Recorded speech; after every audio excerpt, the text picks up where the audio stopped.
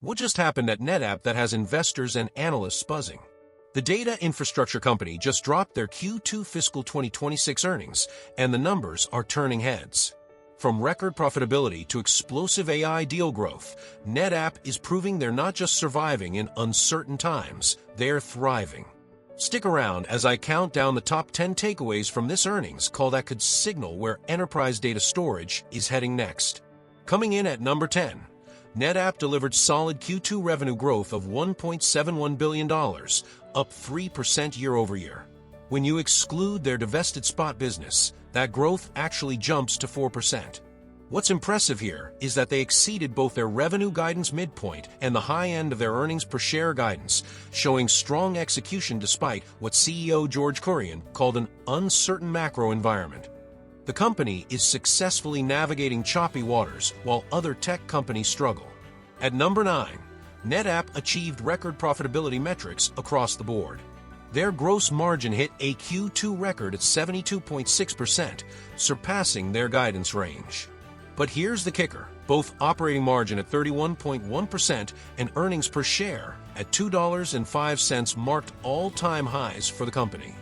This isn't just about selling more. It's about selling smarter with a mixed shift toward higher-margin products like all-flash and public cloud offerings, which now represent 70% of total revenue. Number 8 brings us to AI deal momentum that's genuinely accelerating. NetApp closed approximately 200 AI infrastructure and data lake modernization deals in Q2, up from about 125 deals in the previous quarter. These aren't small pilot projects either. They're spanning diverse geographies, industries, and use cases. The mix remains stable with roughly 45% in data prep and modernization, 25 to 30% in training and fine-tuning, and the rest in retrieval-augmented generation and inferencing workloads. At number 7, all-flash revenue growth accelerated significantly to 9% year-over-year, reaching $1 billion in the quarter. That translates to an impressive $4.1 billion annualized run rate. This acceleration is particularly notable given tough year-ago comparisons, and it demonstrates that NetApp's high-performance storage offerings are resonating with customers modernizing their infrastructure for AI and data-intensive workloads.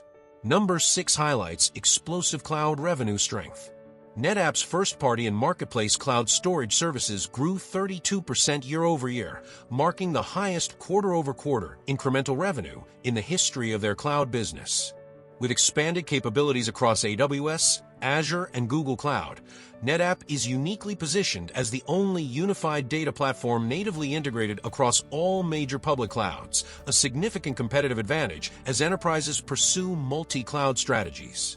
Coming in at number 5, Keystone Storage as a Service is absolutely surging. Revenue grew 76% year-over-year, with unbilled remaining performance obligations up 39%. This consumption-based model is gaining serious traction as enterprises become more comfortable with cloud-like purchasing for on-premises infrastructure.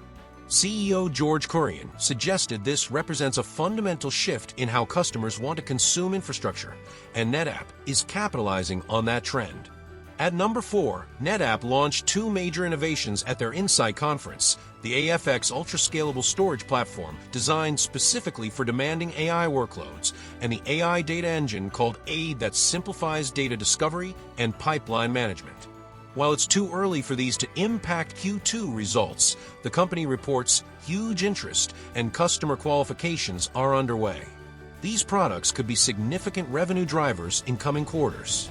Number 3 addresses something every tech company is worried about: supply chain and component costs. NetApp has proactively locked in component pricing and secured supply through the end of fiscal year 2026.